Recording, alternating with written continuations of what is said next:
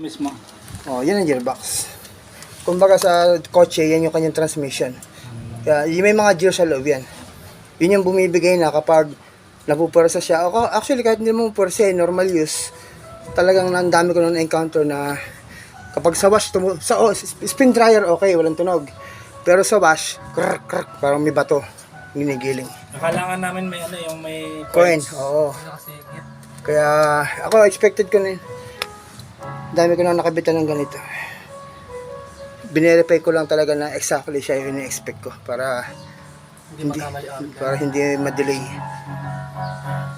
Sa tingin nyo, yun lang ang problema na. Oh, marami na akong nagawang ganyan. Napalitan ko yung gearbox, okay na.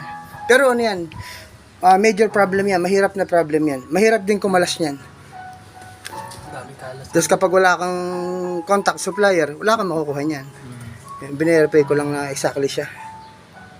Para hindi abala. Yan.